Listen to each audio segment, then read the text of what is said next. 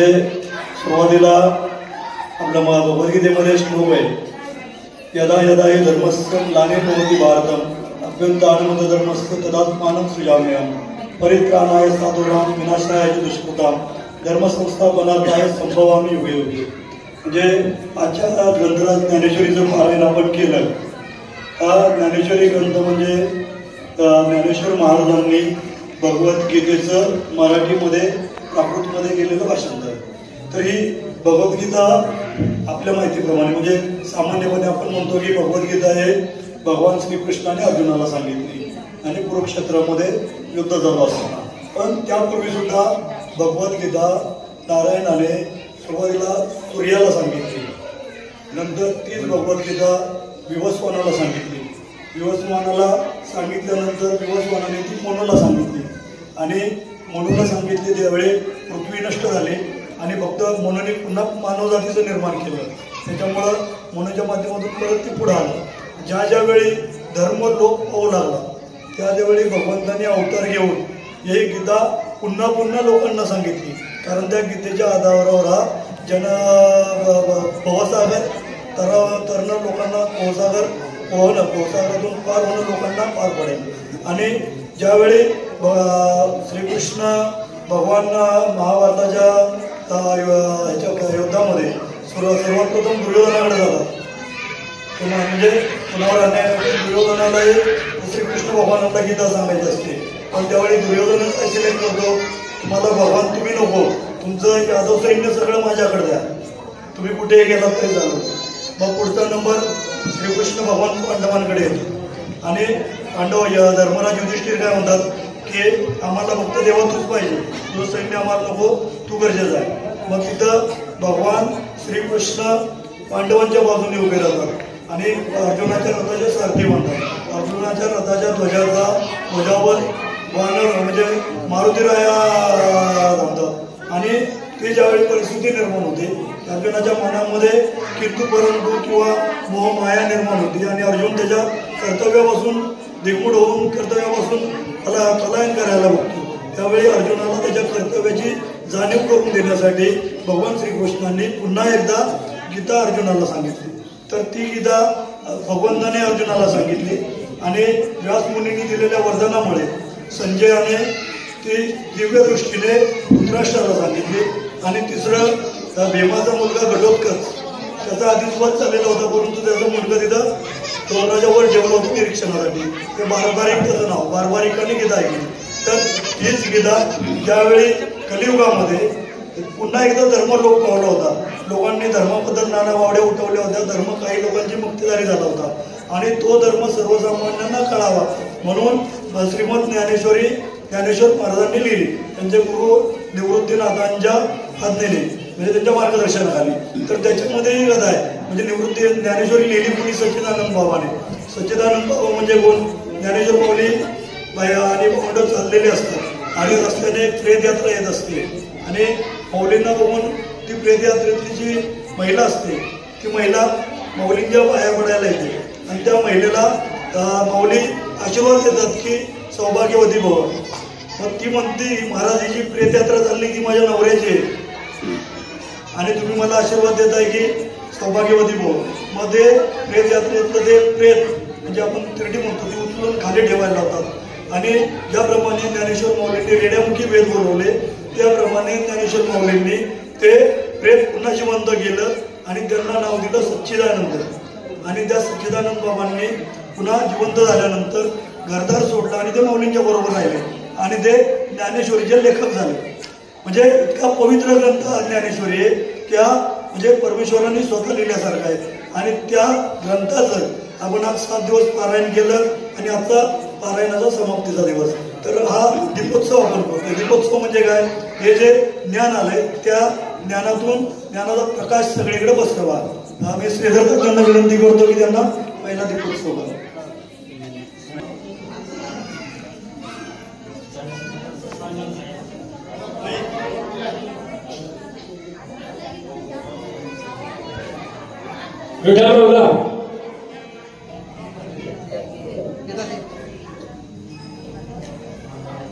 एकच पेटवा, एक एक जण एकच पेटवा फक्त.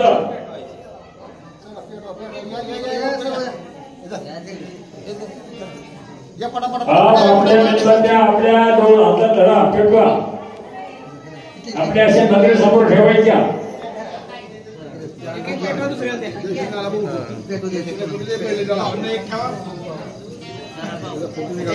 उठा एक जण कोण तीन पेटवले का चला आले का फोटो काढा रे चला या इकडे चला फोटो काढा पहिला काढा नाही माझा तुझा काढ त्या दीपापासून बाजूला व्हा या माग मेहनत आपल्या हातात जरा हातात द्या आपल्या मेहनत द्या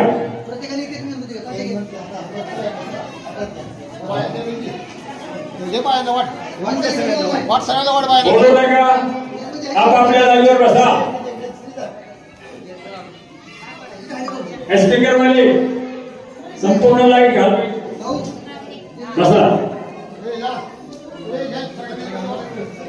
खाली बसा कोणी उठवू नका घाला सगळे लाईट तो फोकस घाला हा फोकस हा कोणी गडबड करू नका मी एक ओळी म्हणतो माझ्या मागे सगळेजण म्हणा बोलू नका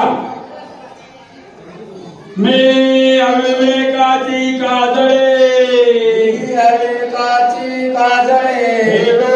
विवेक दीप उजळे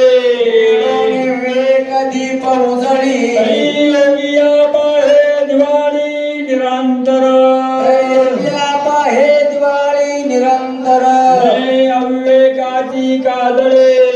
अविवेकाची काजळे विवेक दीप उजळे योगिया पाहे दिवाळी निरंतर मी अविवेकाची काजळे विवेक दीप उजळे योगिया पाहे दिवाळी निरंतर कुंडली गौरले हरिनाथ भगवान की जय पावडी हरेश्वर महाराज की जय जगतगुरु महाराज की जय ज्योतिर्लिंग महाराज की हर हर सद्गुरु जोग महाराज की जय लाईटला हर महादेव संपूर्ण लाईटला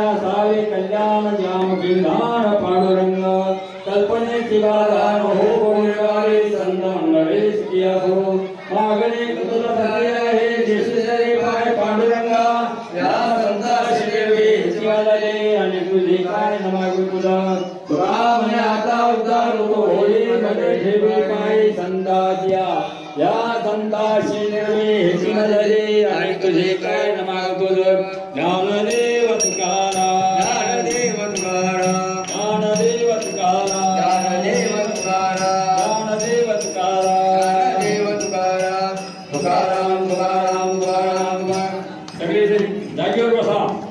पुंडलिक वरदा आत्मा विश्वात्मकी देवी ये दोषारी तोसून जलारी पसाय जाई एकांती वेंकटेशाडो या सत्कर्मी रती वाडो भूता परस्परे करो मैत्र जीवांचे द्वैतांचे दिन जावो विश्व स्वधर्म सूर्य पावो यो देवांचे तोते लावो प्राणिजात वर्षत सकाळ मंगळी विश्वनिष्ठांची मांदियाळी अनावृत मंगळी भेटू करावता सदा कल्पतरुचे आरव चेतना चिंतामणीचे गाव बोलची दिव्यार्णव देवशांती चंद्रमेशा लांछन मार्कंडे तापहिन ते सर्वाय सदा सज्जन स्वैरे होतु किंबहुना सर्वसुखी पूर्णभुवनेति लोकी भजे जीवाजी पुरुषे अखंडेता आने गंधोपजे विशेष लोके प्रधान भेदे भुवावेजे एदमने श्री विश्वेश्वरा हो आहोइदान पसाओ एदेवैज्ञान देवो सुखिया दाना एदेवैज्ञान देवो सुखिया दाना एदेवैज्ञान देवो सुखिया शांति शांति शांति पुंडली गौरी हरिठल श्री ज्ञानदेव तुकाराम पंढरीनाथ भगवान की जय मावडी नारेश्वर महाराज की जय जगत गुरु तुकाराम महाराज की जय ज्योतिर्लिंग महाराज की जय अवधूत चिंतन श्री गुरुदेव दत्त पार्वती पते हर महाराज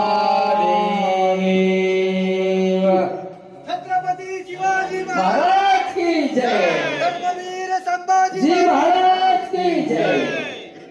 हे बघा ते आणून ठेवा.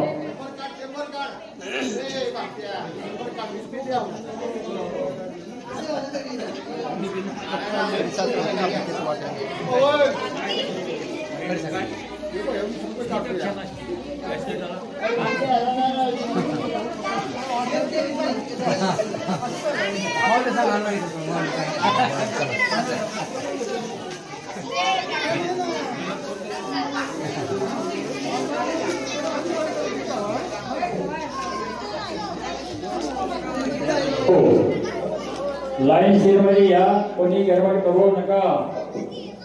कोणीही ज्ञानेश्वरी व्यासपीठवाल्याचं दर्शन केल्याशी जाऊ नका.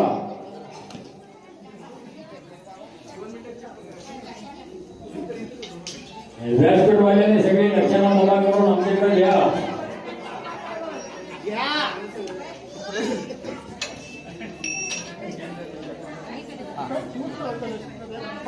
हा बरोबर ते श्री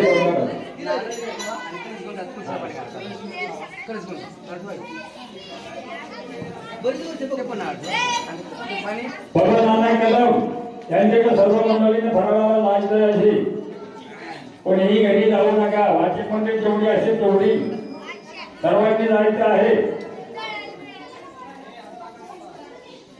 अनाचे कीर्तन आज शिवरात्र असल्यामुळे 10 ते 12 कीर्तन होणार आहे.